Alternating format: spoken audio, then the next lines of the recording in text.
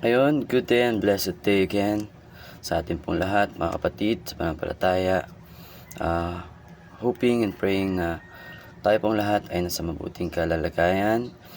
And tayo po nga ay nasa second day of the second week of our year 2026. Daily devotion and fasting for the nation. Yes! Super exciting po, di ba? And at the same time, napaka-grateful po natin. Dapat sapagkat si Lord ay naging mabuti sa atin, sa ating lahat po. Magpasimula pa noong simula hanggang ngayon, and for sure hanggang sa mga darating pang panahon ng ating pong mga buhay. And bago po ang lahat, mga kapatid, pakilala po ako po si Brother Christopher Lagura from CLF Nabotas, na naatasan pong magbahagi ngayong gabi about sa ating pong second week na focus or topic about offering. Kung nung first week po is about faithfulness of God, ngayong week naman po is about offerings, diba po? And kung naalala niyo po kagabi, it's about ang binahagi po is about the first fruit, na naway naunawaan natin, naging malinaw po sa ating lahat. But before that, kung ang bigay po sa akin na topic is about naman sa God blesses the cheerful giver, or how God blesses the cheerful giver, na mababasa po o makikita po natin sa 2 Corinthians chapter 9 verse 7. But before po ang lahat, before tayong simula is tayo po muna ay usal ng maikling panalangin naman po.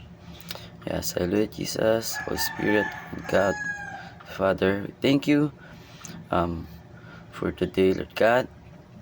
We are grateful of every day, Lord God, sapagkat we believe ito'y pagpapala mo, Panginoon. It's another chance for us to be saved again, Lord God, to live according to your will, Lord God, and to repent of our sins, Panginoon. Thank you for giving us again another chance, Lord God, especially tonight, Panginoon, na makapag-aral po ulit kami ng iyong salita, Lord God, and for us to be reminded again, Lord, and encouraged, Lord God, about the things na nami-miss out po namin, Lord God, na nakakalimutan namin, Panginoon, at time, Lord God. And that's why we're very thankful and grateful, Lord God, sa every situation, Lord God, and every chances, Lord God, na ibinibigay mo po sa amin sa bawat araw po ng aming mga buhay, Lord God, especially sa pagpapatuloy po ng iyong gawain, Lord. Dalangin ko na gamitin mo lamang po ang iyong lingkod, Lord God, upang mabigyan kami ng kalinawan, Lord God, and encouragement, Lord, ang lahat ng mga kapatiran o lingkod mo, Lord God, and even to those na napadaan lamang po, Lord God, sa video na ito, Lord, napanood lang nila, Lord God. We pray and we ask in your name, Lord God, for you to touch them, Lord God, na naway may maunawaan sila dito, may matanggap sila, Lord God, sa gabing ito o sa whatever time, Lord God, na panood man nila ito, Lord. Dalangin ko, Lord God, na magkaroon ito ng impact, Lord God, at tunay na pagkaunawa, Lord, and bukod sa pagkaunawa, Lord God, is yung application, Lord God, serious na application ng bagay na ito, Lord, about sa topic po namin about offering, Lord God, na ikaw po ay nararapat naman, Lord God, sapagkat sa iyo lamang din po nagmumula ang lahat ng mga bagay na ito. We cannot offer anything, Lord God, that we don't have, Panginoon. That's why truly you are the reason, Lord God, kaya kami po ay nakakapamuhay pa rin, Lord God, alive and kicking, Lord God, sa mundo. We thank you and we believe na sa iyo lamang nagmumula ang lahat, Lord God. That's why you are worthy, Lord God, of our thanksgiving, Lord God, sa araw-araw po na aming buhay. We thank you, Lord God, and we ask for your word, Lord, na tumimo po sa aming mga puso, Lord God, and bahagi rin po namin ito sa aming mga kapwa. Higit sa lahat, may isa buhay namin ito, so that yung aming kapwa, Lord God, could see it and could see your glory, Lord God, through our lives, Lord God, could see your love and generosity, Lord God, through our lives, Lord. Use us as your vessels, Lord God, in all of your ways, Lord God. In Jesus' mighty name we pray. Amen and amen. And again po, this week po natin na topic, second week of year 2026. Ayan, muntikan pa tayo no? Balik 2025. Yun po about offering. And naka-assign po tonight sa akin is yung about sa God, how God or God blesses the cheerful giver. Ayan po, meron po tayong guide, or main verse po na gagamitin tonight. Makibuklat po kayo sa akin sa 2 Corinthians chapter 9 verse 7. Ang sabi po doon is, each one should give what he has decided in his heart to give, not out of regret or compulsion, for God loves a cheerful giver. Yan po ay pinanggitan po ng ating apostol Pablo po sa 2 Corinthians chapter 9 verse 7. Ang in-emphasize po nito is yung voluntary, and not only voluntary but joyous na type ng giving as a response to God's grace, not a duty or obligation.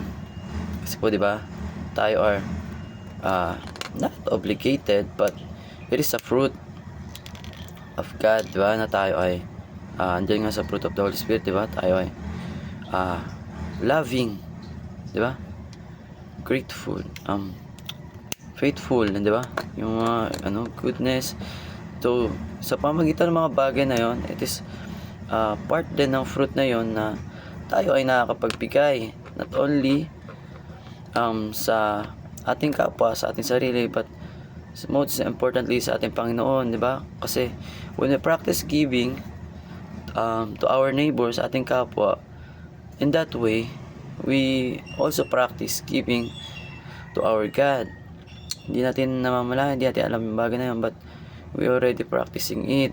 So tonight, let us be reminded na what God wanted is for us to give to Him or back to His kingdom, yung the kind of giving na hindi siya padalos-dalos, or hindi siya nadadala because of pamimilit, or we just want good image. Dito po sa gabing ito, marami po tayong matutunan, especially sa mga stories din po and sa points po natin. Simulan na po natin sa point number 1. Diba? Sabi po, sa verse po na ito, in-emphasize yung voluntary na giving. Not only voluntary, but joyful act ng giving. Kasi, hindi naman natin mai-deny, merong times na even mapa-Christian or non-Christian, di ba po, meron namang mga giver na talaga, even they don't know God yet, hindi pa nila ubusan nakikilala ang Panginoon, but meron silang heart ng giving, di ba? Meron pang gumagawa ng mga charities talaga para sa mga poorest of the poor, weekly or monthly na tumutulong, feeding, mga ganun, mga philanthropists, mga mayayaman. They do give to their neighbors, kanilang kapwa, di ba? Out of love. Totoo po yun, and we believe that most importantly is ito, yung sa Panginoon natin na pagbibigay, and dapat sa pagbibigay nito, kalakip nito yung wholeheartedly, yung buong galak din tayo nagbibigay, hindi yung out of pamimilit o magmamadali lamang na act of giving. So sa ating pong point number 1, dapat po yung giving po natin o how we offer is decided by our heart. Dapat po mula sa ating puso po, wholeheartedly. Diba? Basahin po natin ulit. Each one should give what he has decided in his heart, sa kanyang puso po na ibigay, not out of regret or compulsion, hindi sa pagsisisi or sa pamimilit lamang po. For God, dahil po ang ating Diyos, iniibig niya po o minamahal niya ang cheerful giver. Yun po.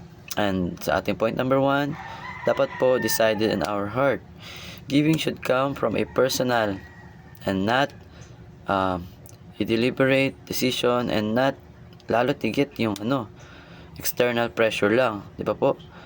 Hinihiling ng Panginoon na dapat when we give, not only sa ating kapwa, but especially in His kingdom, dapat po hindi padalos-dalos at wala pong parang factor ng pamimilit.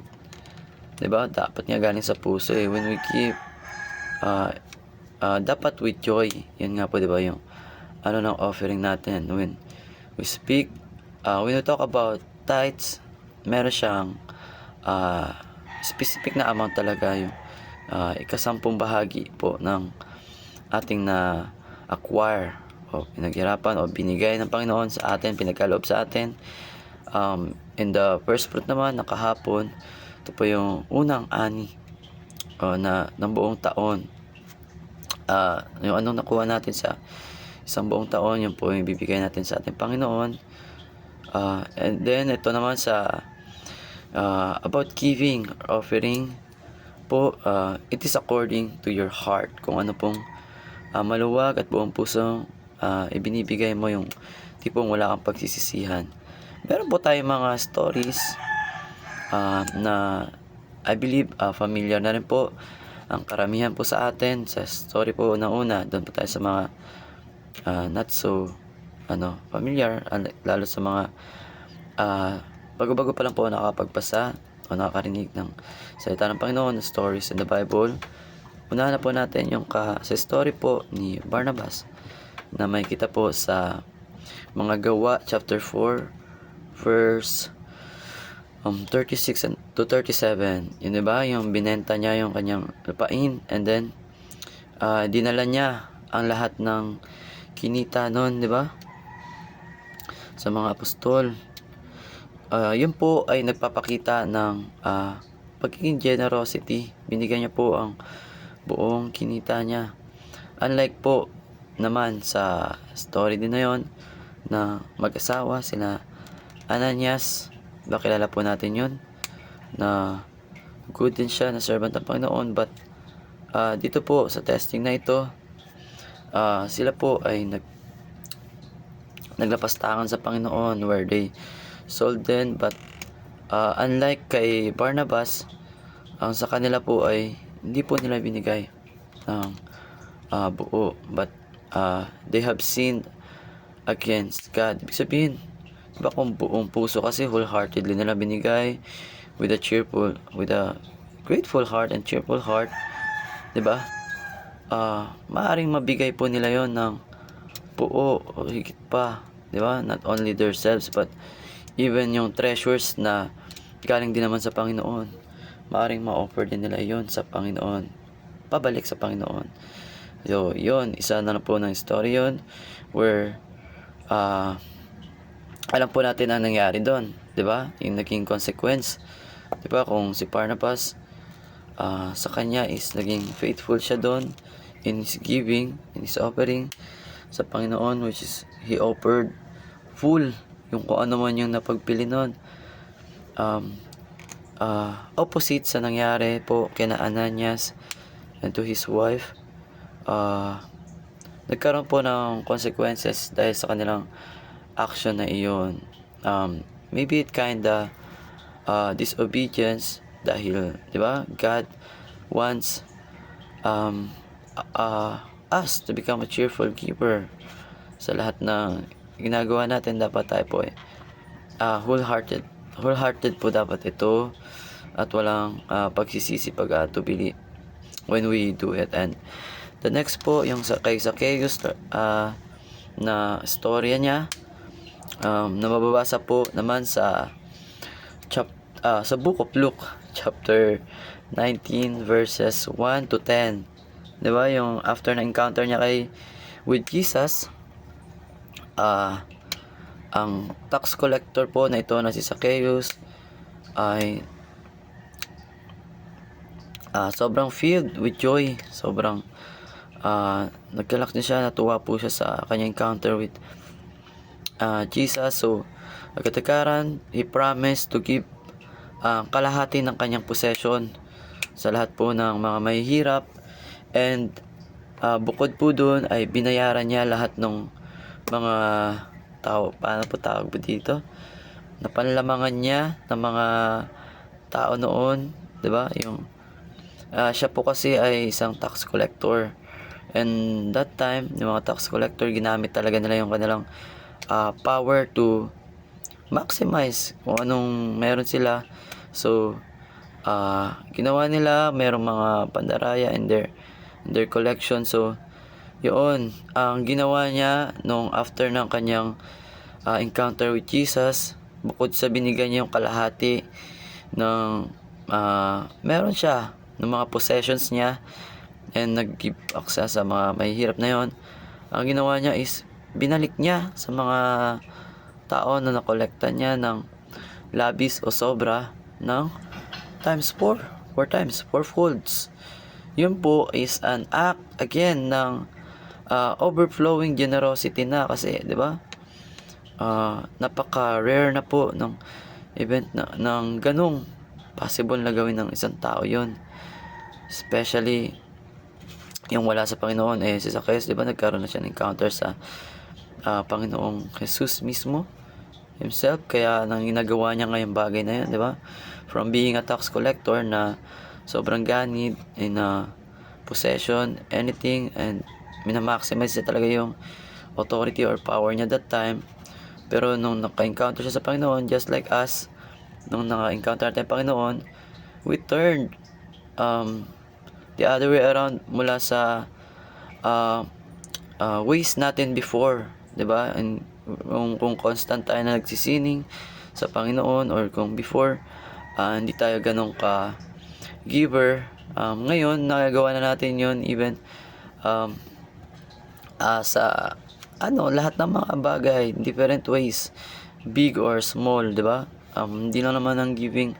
Ito guys, giving can not be in times of financial or money. Giving can be in any forms po. Also, maaring ito ay through our service, 'di ba? Yung time or love na ibinibigay natin sa ating neighbor, sa ating family, sa ating kapwa, friends, at higit sa lahat sa ating pong service sa Panginoon, sa ating pong ministry. 'Di ba, yung giving akala nila financial lang, but yun pala ang binibigay din natin na time and effort and service and love, lalo sa ginagawa natin.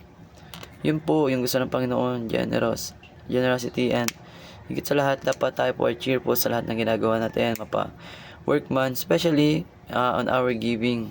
Kasi pangit naman po, di ba, mapagpanggap po tayo nun when we give nga generosity. Sobrang mapagbigay tayo, but tinusumbat naman natin yon sa Panginoon, or we ask for nag-aabang tayo in the near future na pangsumbat sa kapwa natin. Kaya pala tayo tumutulong, nagbibigay. Halimbawa na lang, nagbibideo ka, di ba?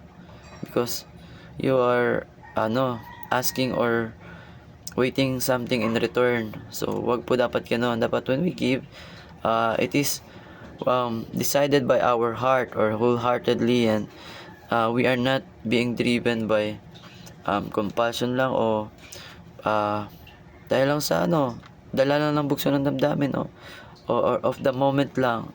Dapat po when we give, it is decided wholeheartedly by our heart for our God. So lastly po, 'di ba, kung doon una kay Barnabas, 'di ba, pinagpili niya ang kanyang ari-arian o lupain, then binigay niya ng buo. Kay Zacchaeus naman, after his encounter with Jesus, binigay niya half ng kanyang possessions, and binalik niya ng 4 folds yung mga ginawa niya na masama, o labis-labis niyang kinolektahan ng tax. Then sa ating pong last, yung sa story po ng the offering ng ng widow po in the Bible, di ba po? Isang balo na makikita po natin sa Book of Mark, chapter 12, verses 41 to 44, na meron din po doon na mayaman na ibinigay niya yung, grabe talaga, generous din tong tao na to. Ang abundance niya, ibig sabihin malaking amount ng ano. And yung widow naman, binigay niya is yung kanyang small amount o small amount ng coins.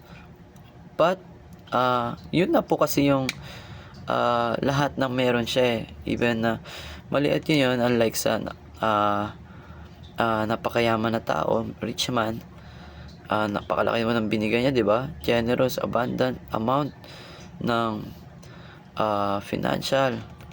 And yung isa naman, yung poor widow, mahirap po, hindi apat na widow.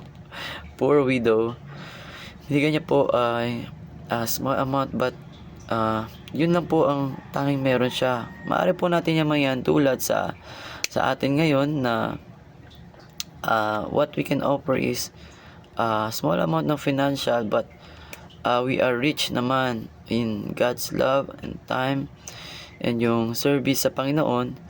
Maaari po natin maibigay kung laon lang talaga yung meron tayo, di ba? Kung time lang meron tayo, but nabibigay natin sa Panginoon. We do His ministry, we evangelize people, we share Him to everyone na nakakahalubilo natin, nakakausap natin, at nakakasama natin sa araw-araw. That's the best, not the least, but the best thing that we could do, that we could give to God, na surely He will be delighted, di ba? Nagagalak ang Panginoon dun sa ginagawa natin bagay na yun, when He knows that the purpose or the goal of our heart is ganun po yun, kagaya po sa Kanya, for His kingdom to be spread, for His word to be spread, and for His love to be felt by everyone, or sa lahat ng lahat ng Kanyang nilikha.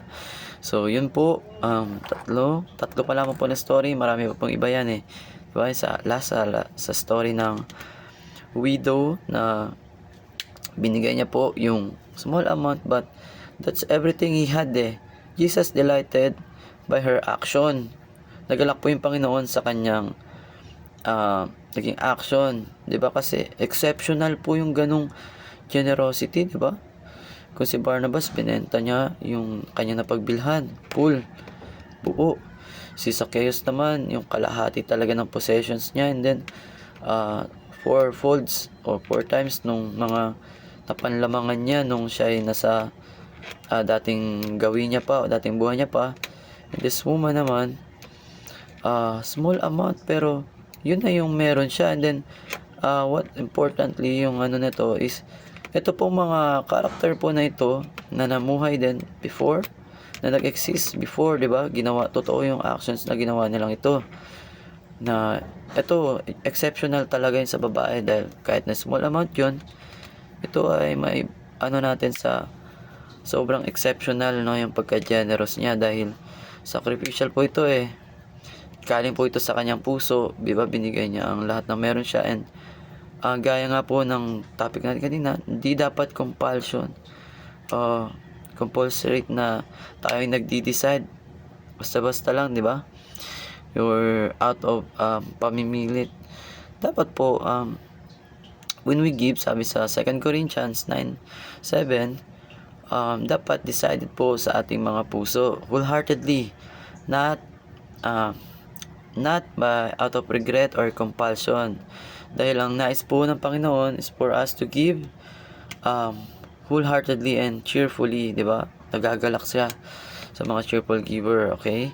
So ating pangalawang point, sumunod na point is yung kung kanina, di ba, dapat hindi deliberate, dapat pinag-iisipan talaga yun ng mabuti, and walang outside na factors. Dapat po sa Panginoon lamang yun, full and wholeheartedly. Kasi di ba po, dapat lalo tayo mga mananampalataya, we already understand na Kaya po tayo may offer sa Panginoon is dahil tayo po ay binigyan ng Panginoon, 'di ba? We cannot give nga anything that we do not have, 'di ba? Maaari ka ba makapagbigay ng mansyon kung wala kang mansyon o wala kang maraming mansyon? So, yun lamang po yung logic nun. So, when in our tithes and offerings, yun po, tayo po ay nagbibigay sa Panginoon, not just because utos niya to. Yes, is utos, but is it our act of gratitude dahil sa kanyang grace po sa atin, 'di ba? Not hindi natin ginagawa dapat to out of duty or obligation, but bilang response po natin sa kanyang grabe talaga, napakataas na habag po sa atin sa kanyang mataas na level ng love po sa atin. Meron po tayong na-offer, meron po tayong nabibigay na tithes dahil meron pong ibinigay ang Panginoon sa atin. Yan po dapat ang isipin natin. Hindi tayo binibless ng Panginoon dahil tayo nagbibigay. Tayo po ay binibless na ng Panginoon, kaya po tayo ay nakakapagbigay. Yan po ang katotohanan. So, sa atin pong huli na point is yung dapat po, di ba, nasa verse na mismo, for us to become a cheerful giver because God delights, or nagagalak po ang Panginoon to those na ang puso ay joyful when they give. Di ba? May mga pa nga, kahit naman sa tayo, mga context lang ng tao, kung may magbibigay sa atin na alam naman natin na sa pilitan lang, yung tipong magbibigay, nag-aabot, halimbawa na lang sa mga parents, syempre merong mga sa ibang pamilya po, merong mga maraming bills pa rin, mga dues, monthly dues na hinahati-hati ng pamilya. So may mga responsibility po yung bawat isa, lalo sa mga working na, may mga kanya-kanyang responsibility na po yun. So halimbawa nabigay yung sa'yo naka-assign is pambayad sa upa, ganyan, o bukod sa pambayad sa upa, sa'yo rin po yung kuryente or yung iba pang mga bills pa. So merong times na nagbibigay ka nga but galit or merong away pa nun, but siyempre kung sino yung doon, halimbawa magulang mo man yung responsible or nagko-collect sa lahat ng mga contributions nyo, sa lahat ng mga bills nyo, magagalak ba siya kung nagbigay ka nga pero meron namang alam niya sa puso mo hindi ka masaya or hindi very open yung pagbibigay mo na yon? Siyempre hindi po siya magagalak doon. Ganyan din po higit ang ating Panginoon, kasi alam niya po yung nilalaman ng ating mga puso eh. Alam niya po yung desires ng ating puso. Kaya wala po tayong makukubli sa Panginoon. So, let us be reminded na ang Panginoon ay generous po sa kanyang habag, pag-ibig po, 'di ba? His love lalo sa atin. So, dapat tayo po ay ganun din po in our response for His grace and love. Tayo po ay maging cheerful po in everything that we do. Not only sa financial po yung pinag-uusapan natin dito, but in everything that we do po, and even sa ating service po sa Kanya, or sa ating love po sa ating kapwa, dapat po ay wag po tayong maging complacent lang, or dahil nag-o-obey lang tayo because it is our duty or obligation. But still, when we give sa ating kapwa, sa ating church, maging masaya naman po tayo, 'di ba? Dahil blessing 'yun na nanggaling sa Panginoon. Kaya nga tayo nakakapag nagiging channel din ng blessing niya, or vessel ng kanyang blessing or pagpapala and love sa ating mga kapwa. So in conclusion po ng ating na lang devotion for tonight sa 2 Corinthians chapter 9 verse 7, in-encourage po tayo ng verse na ito na maging generous or maging giver po, na nagmumula rin po naman sa ating Panginoon. Dapat po willingly and wholeheartedly, with a happy heart. Kasi 'di ba, hina-highlight po ng verse na ito yung quality, 'di ba? not the quantity but the quality po and ng attitude po ng giving po natin over the specific amount. Yung quality po ulit, and yung attitude po ng ating giving. Dapat po dito, ang attitude po natin is hindi nag-regret, hindi rin po napipilitan lamang. But, attitude, yung quality po natin is yung kagaya po sa isang cheerful giver talaga na sobrang nagagalak kahit pabawas yun, di ba? When we give, ang talaga, logic is pabawas. But tayo mga Kristiyano, for us it is a gain for us na nakakapaglingkod, nakatulong tayo sa kapwa natin. Ibig sabihin, tayo pinagpala ng Panginoon. Diba? Una lang pinagpala ng Panginoon. Kaya, nagagawa or magagawa natin yung mga bagay na yun, which is yung, isa na nga po doon yung giving or yung service po natin sa ating kapwa. So, nawa, we believe naman na, tayo pinagpala una ng Panginoon, lalo't kung tayo ay maggalakin or nagagalak sa lahat ng ginagawa natin, especially sa atin pong giving, sapagkat we already understood na kaya tayo nakakapagbigay is dahil meron tayo na nagmula sa Panginoon din. Binigyan tayo una ng Panginoon. So yun po, tayo po ay magdako na po sa ating closing prayer or panalangin po na pangwakas. Sige po, tayo po ay pumikit sa ating Panginoon. Yes, Lord God, we thank you, Lord. And napakalawak po, Lord God, ng topic na ito, Lord. Where we miss minsan, Lord God, may mga at times pa rin na we are being challenged, Lord God, ng mga situations, Lord, ng mga pagkakataon, Lord God.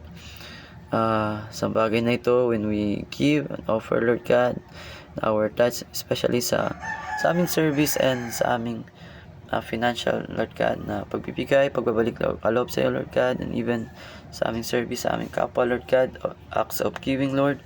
Kami, may times na nag-fail, Lord, but we thank you for tonight, Lord God. You have reminded us that in your words, Lord God, na for us, not only to give out of responsibility and duty lang, Lord, but with a grateful heart pa rin, Lord God, and with a cheerful heart, tigit sa lahat, Lord, for you are delighted, Lord God.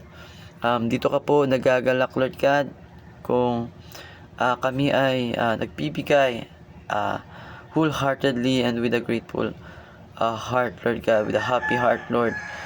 Diba? Lalo tigit sa lahat, hindi ka namin sinungalingan, Lord God. Hindi kami maaari magsinungaling sa iyo, Lord, sapagkat alam mo ang lahat at batid mo lahat, Lord God, ng laman ng aming mga puso, Lord. We cannot fake you and the Holy Spirit, Lord God. That's why we thank you, Lord God. We praise your name, Lord, sapagkat you're always reminding us, Lord God, sa lahat ng pagkakataon, through your words and sa pangungusap mo sa amin, Lord God, at all times, Lord God, sa pamamagitan ng aming kapwa, Lord, nare-remind kami, Lord God, about these things, Lord, na namimiss po nga namin minsan, na we do out of responsibility na po yung giving and your service po sa iyo, Lord God, yung offerings po namin. But let us be reminded, nakagaya po sa mga story po nila Barnabas, Lord God, Zacchaeus, yung widow, Lord God, na babae, Lord, and sa marami pa po, Lord God, na unang namuhay po sa aklat ng Bible, Lord God. Let's be reminded na yung heart po dapat namin, Lord God, is cheerful, Lord God, when we give, especially if it's to you, Lord God, sapagkat muna po kaming binigyan, Lord God, mga bagay na ito, kaya po kami ay mayroon po nitong mga bagay na ito. That's why we thank you, Lord God. We glorify your name, Lord. Sa gabing ito, naway tunay nga ito ay manatili po sa aming mga puso hanggang sa dulo ng aming mga buhay, Lord God, and we continue to practice, Lord God, yung giving, Lord God, ng blessing mo, Lord God, sa aming kapwa, o pagbabalik din namin ito sa inyo, Lord God, pagkat ito ay ang response namin, Lord God, sa lahat ng kabutihan at habag na ibinigay mo po, sa lahat ng pagmamahal mo sa amin, Panginoon, at pagpuprovide mo sa amin, Lord. Nagsimula kami, Lord God, sa aming buhay dito sa mundo, Lord, na walang-wala kami, Lord God, even ang aming damit, Lord God. Wala po kami, Panginoon, at we believe na it is by your grace, Lord. Kaya kami nagkaroon ng lahat ng mga bagay na mayroon kami. We are very grateful, Lord God, sa education na mayroon kami, sa food na mayroon kami sa araw-araw, sa tahanan, sa work, Lord God, na ginagamit mo, Lord God, for us to help din po others, Lord God, and to help ourselves, and to bring back what we could offer again back to you, Lord God, and for your ministry. We thank you, Lord God, sa lahat ng pagpapala mo, Lord, and in your words na patuloy po namin nakakasama sa araw-araw, Lord God. We thank you, Jesus, sa pagpapatuloy din po ng aming devotion every night, Lord God. Maraming salamat po sa faithfulness mo sa inyong mga lingkod, Lord God, sa araw-araw, Lord God, na pinagkakaloob mo po, Lord God, sa aming mga wisdom, Lord God, and pagpapaalala, Lord. We thank you. We glorify your name. Kahanga-hanga ka, Lord God, and nararapat ka sa lahat ng bagay, Lord God, na may offer namin sa iyo, Lord God. Patawarin mo po kami sa mga pag-fail pa rin namin, Lord God, for our failures, Lord God. We deeply ask in your forgiveness, Lord God, sa aming po mga kasalanan, Lord God. Continue to guide us every day, Lord God. You give us the mindset, Lord God, that Jesus has, Lord, so that we could listen, Lord God, and we could live perfectly like Him, Lord. Gaya ng according to your will, Lord God, sa araw-araw. May we ask your wisdom, Lord God, sa mga buhay po namin araw-araw, Lord. Gaya ng prayer po namin ito. In Jesus' mighty name we pray. Amen and amen. Thank you po, mga kapatid. And to God be the glory. Amen. Hallelujah.